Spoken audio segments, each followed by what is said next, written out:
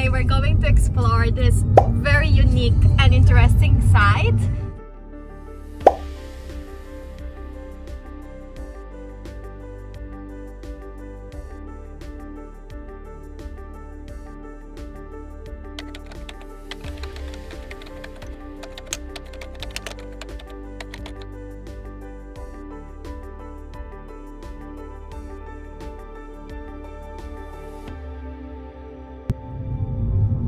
Here we are, guys. We're arriving to Mamshit National Park.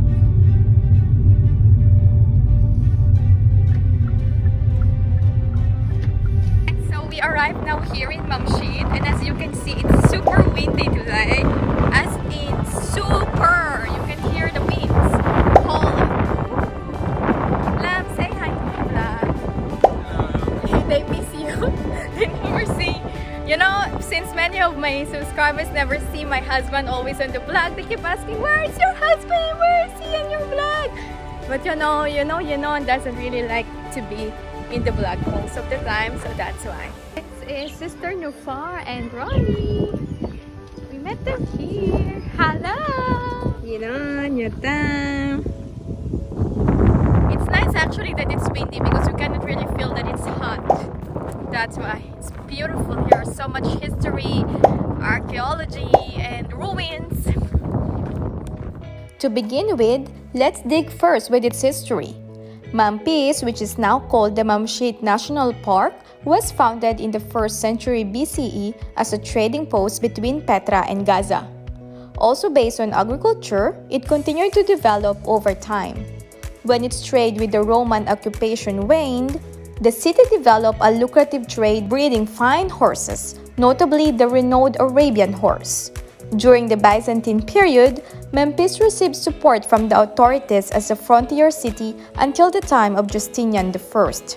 When this funding ceased, the city went into decline and had practically ceased to exist by the middle of the 6th century CE.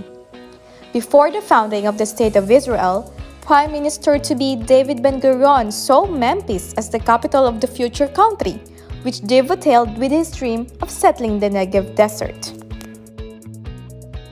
The City Gate. The gate was built in the late Roman period. It was part of the city's fortifications and was protected by 2 watchtowers. The gate and towers are marked on the Madaba map, found in a church in the town of Madaba in Jordan, but was burned down and destroyed in the 7th century CE. This is the city wall and the gates. Mamshit was the only city in the Negev that was walled all around. The wall was apparently built in the late 3rd or early 4th century as part of the fortification against nomadic attacks. It was about 860 meters long and enclosed an area of 4 acres. Mamshit had 2 gates, one on its western side, which was connected to the city's water supply system, and one on its northern side, which was the main entrance. So, this is how Mamshit looks like before. And as you can see, this is the whole city. This is the fortified city with walls. And it says that it is the only city in the Negev that was walled around. Do you found something that's similar like this? Yes, I'm thinking about the old city of Jerusalem that also walled around. Interesting, huh? So this is the wall of Mamshit. The fortified wall of Mamshit. It's a part of the wall.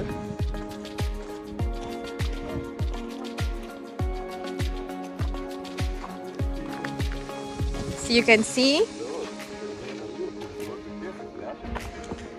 these walls that you can see up there are all part of the fortified wall of Mamshit.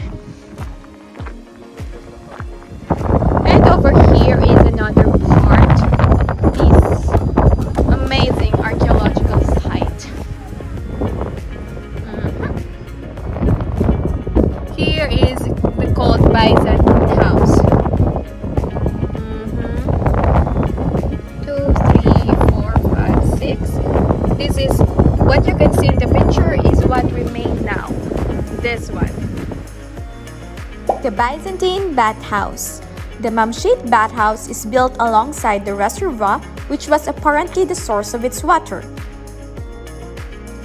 The bathhouse had three main sections: the frigidarium, which is the cold room, tepidarium, the warm room, and caldarium, the hot room. The pottery pipes built in the walls through which there was a flow of hot air can still be seen.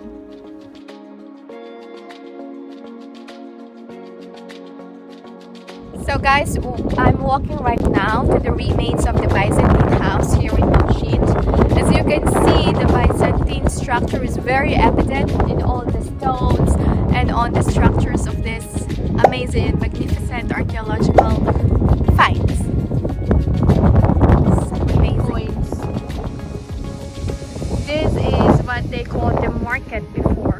So imagine this, thousands of years ago, filled of so much people. The market, a reconstructed Nabatian street. On either side are rows of rooms that were used as shops. Some people think that the street was an army camp. At Sukkot and Pesach, a colorful market is held in and around the street.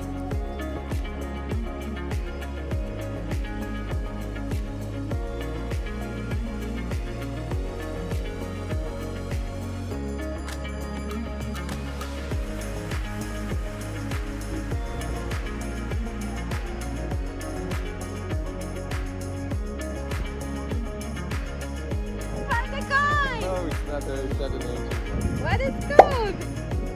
What is the date? From the modern day market. Wow, but it's from the modern day market. Because this is a market before, it's supposed to have old coins here. We need to dig here. Dig for a day. The nomadic Nabateans made Mamshit a station along on the Incense Route from Arabia to market via the Mediterranean. Among the highlights at Mamshit, a UNESCO World Heritage Site, is the Wealthy House, a 3-story guard tower with a fabulous view of the desert and 2 churches with mosaics. You'll also see a typical Nabatean-style dwelling, including a stable for 16 horses.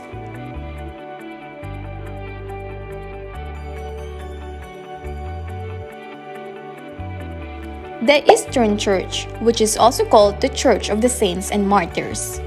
This church was built as a basilica and was part of a monastery. Human bones were found inside the church, apparently the bones of the saint who was worshipped here.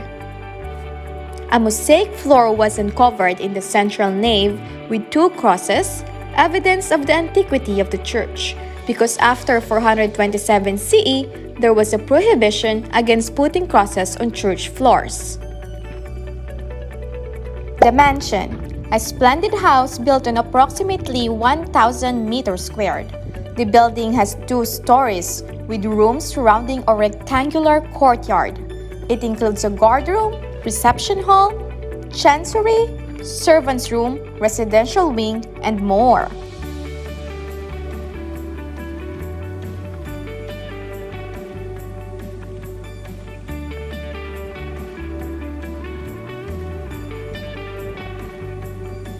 The Watchtower, a square building originally 3 stories high. A preserved room on the entrance story has arches bearing a ceiling made of stone slabs. It is possible to go up to the 2nd story of the tower by a flight of stairs.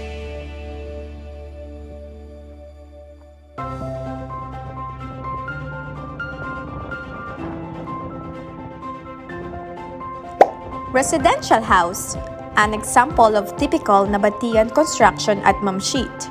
The house is attached to the eastern wall of St. Nilo's Church and surrounds a courtyard on which there is a cistern. From the courtyard, a passage leads to the stables. A staircase leads to the 2nd story and still bears sign of the earthquake that contributed in the destruction of the city, apparently in 363 CE. The Western Church, which is also called St. Nilo's Church. The entrance to the church was through an atrium, in the center of which was a covered cistern. The church was built as a basilica, a central nave with 2 side aisles with 3 entrances leading into it from the courtyard. At the end of the nave is an apse, with rooms used for ritual purposes on either side. One inscription is a dedication which translates as, Lord, save your servant Nilos who loves Christ, who founded this church, and Lord, protect his household. It is this inscription that gave the building its name.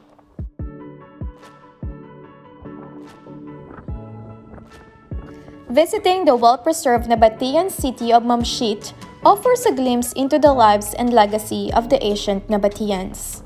As you wander through the ruins and marvel at the intricacies of their architecture and engineering feats, it's impossible not to be in awe of their intelligence, resourcefulness, and resilience. Here are some lessons and realizations we can learn from them and their history. The importance of adaptation. The Nabateans were expert at adapting to their environment. They were able to create a prosperous civilization in a place where others struggled to survive. The value of education. The Nabateans were known for their knowledge and skills in various areas including agriculture, architecture, and commerce. Education was a cornerstone of their civilization and it played a vital role in their success. The power of trade. The Nabateans were masters of trade, and their caravan routes were instrumental in connecting the Mediterranean world with the East. They were able to accumulate wealth and influence by trading valuable commodities, which helped them to expand their territory and build impressive cities like Mamshit. The importance of community. The Nabateans were a tight-knit community, and their society was built around a shared sense of purpose and identity.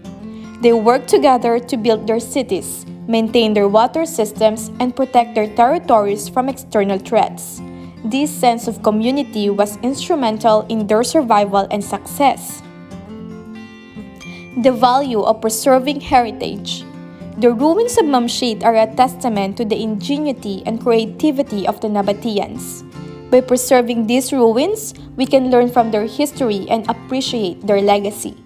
We can see firsthand how they built their cities, designed their water systems, and developed their trade routes.